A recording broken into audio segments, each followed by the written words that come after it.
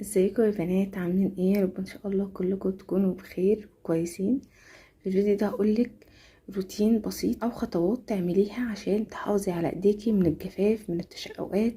وطبعا كلنا عارفين ان البنت النظيفة بتبان من ايديها. فيلا بينا نبدأ الفيديو. اول خطوة يا بنات لازم نعملها وهو السكراب او المقشر. ده تستخدميه مرة كل اسبوع، عشان السكراب ده يعني مقشر، ده هيشيل كل الجلد الميت اللي موجود على ايدك. فبالتالي ايدك لو غامقه شويه هتفتح، هيشيل كل الجلد الميت فهتبقى ناعمه. بصوا ده من بوبانا حلو جدا، ده بالقهوه كمان ريحته حلوه. هو ده بيكون شكله اهو حلو قوي، والحبيبات كمان بتاعته حلوه ومناسبه قوي تستخدميها على ايدك ومش هتجرح لك ايدك ابدا. كمان في النوع اللي هو ستاركي ده حلو برضو، هحطلك صورته لو عايزه حاجه تكون سعرها ارخص من بوبانا. خطوه مهمه لازم تكوني بتعمليها عشان ايدك تبان انعم وتبان مع الاستمرار افتح، اللي هي ايه؟ بعد ما ايدك تتعرض للميه، سواء وضوء، غسيل مواعين، جيبي مرطب يكون سعره رخيص عشان هتستخدميه على طول فممكن يخلص منك بسرعه.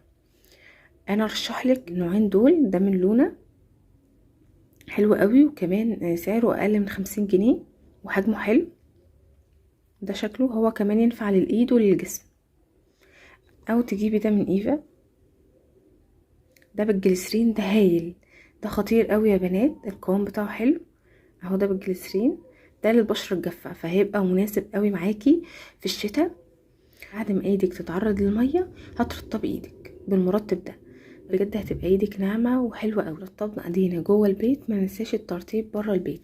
لازم يكون معاكي كريم تكون ريحته حلوة وكمان يكون شيك تحطيه معاكي في الشنطة. الكريم ده من ايفا حلو قوي وكمان ريحته تحفة، والسنت دي حلوة قوي اللي هي باشون، خطيرة.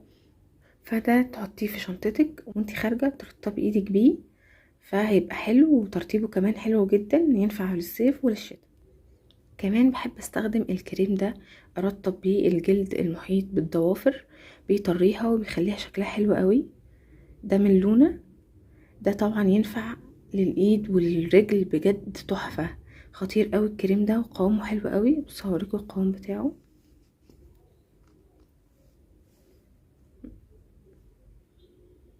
بصوا القوام بتاعه حلو قوي وكمان ريحته تحفة. بصي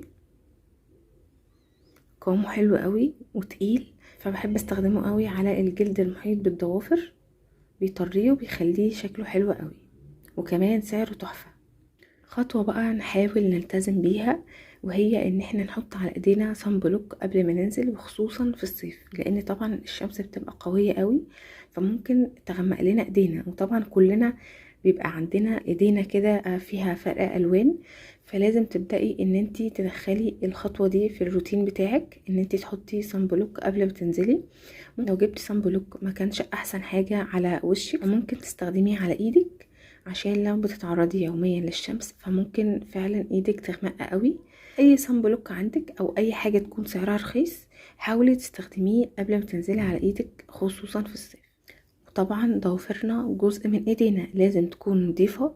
في فرشة كده هي مش موجودة دلوقتي معايا فهحطلك صورتها، تغسلي ايدك بيها كويس لو في اي حاجة تحت الضوافر تنضف وتكون نظيفة وشكلها حلو. كمان الضوافر لازم تاخدي بالك منها، والافضل ان انتي تستخدمي مورد اللي هو الكرتون ده، ده شكله افضل من المورد المعدن ده لانه الضوافر بتبوظ وبتتكسر، بيضعفها قوي اهو.